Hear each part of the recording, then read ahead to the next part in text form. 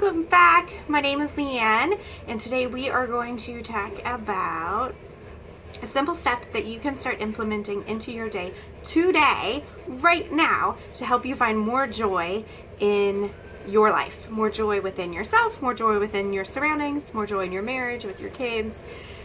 It's just a simple little step, and it's a lesson that I've learned just recently, and I've wanted to talk about it, but I couldn't put my finger on it. Like, I know something's changed with me, but I'm not quite sure what it is, and so I don't know how to talk about it. And then my friend posted an article on Facebook that I actually didn't even read the whole thing, but I skimmed it, and I was like, that is it. That is the lesson that I've learned.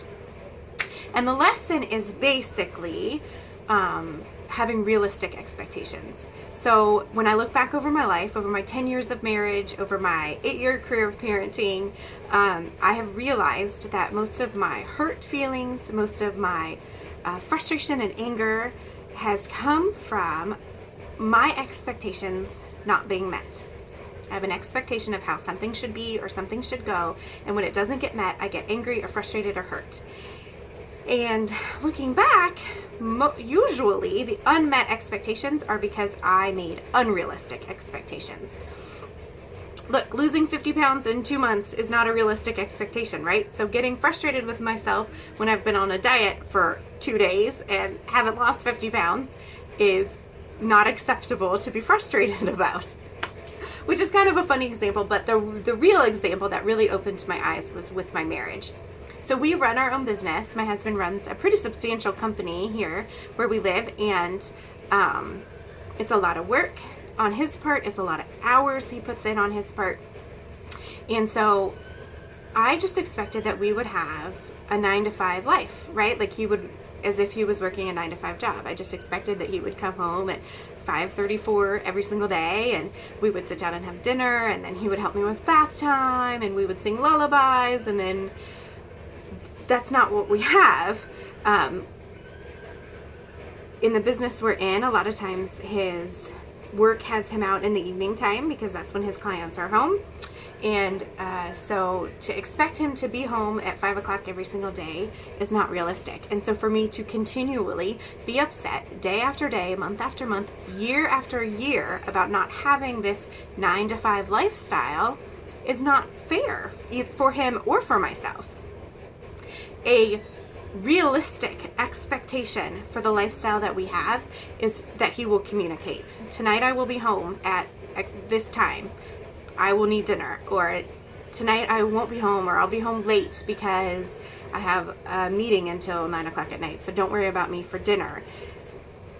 Having him communicate what time he'll be home is a realistic expectation. Expecting him to be home at 5:34 every single night is not realistic. So do you see the difference? Me having communication and knowing when he's not going to be home is a realistic expectation. That takes away my frustration. It takes away my unmet expectations, and it takes away just kind of the guessing game of my life. It's not up in the air. The day is not up in the air anymore because I know what to expect. I think a lot of times the other area where people have a lot of unmet expectations other than marriage is parenting.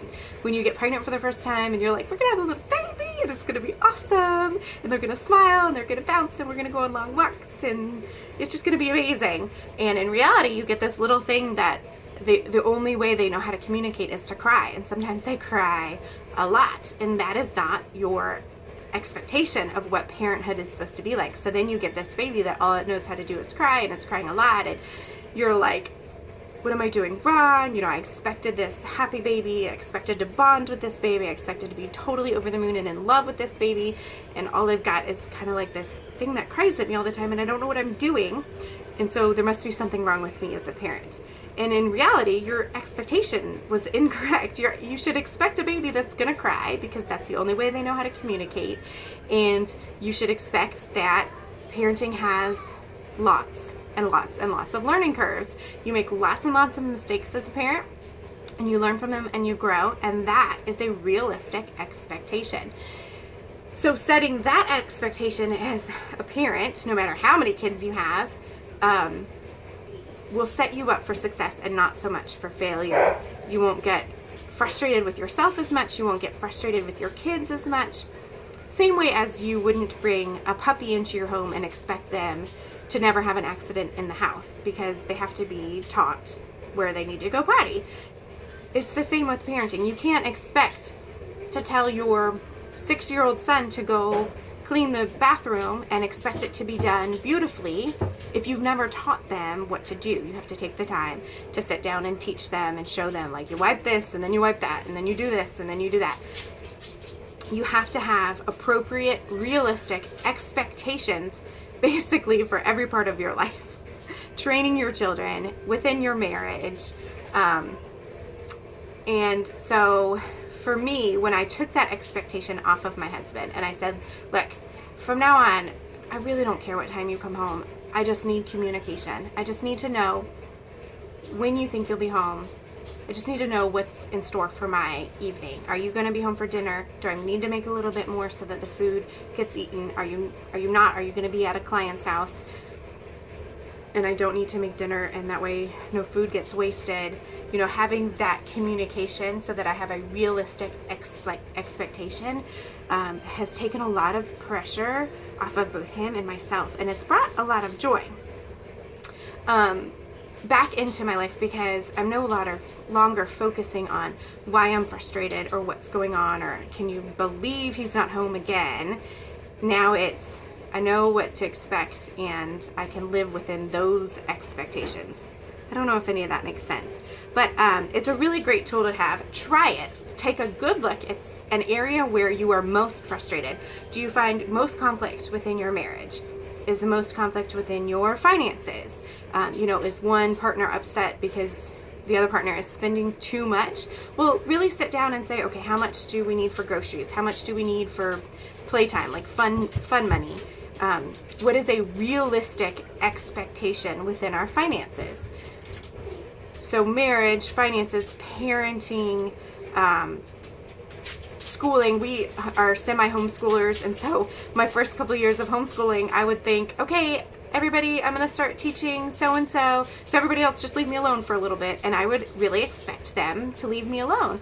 And so then when those interruptions happened, because I should have just expected the interruption, when those interruptions happened, I would get really angry because I expected them to leave me alone. Well, a 2-year-old and a 4-year-old are not going to leave you alone for hours on end. So having a more realistic expectation within our homeschooling hours has helped me not be so frustrated, helped me not be angry, and really has improved my relationship with all of my children because now we're focusing on what really matters because we have set up realistic expectations.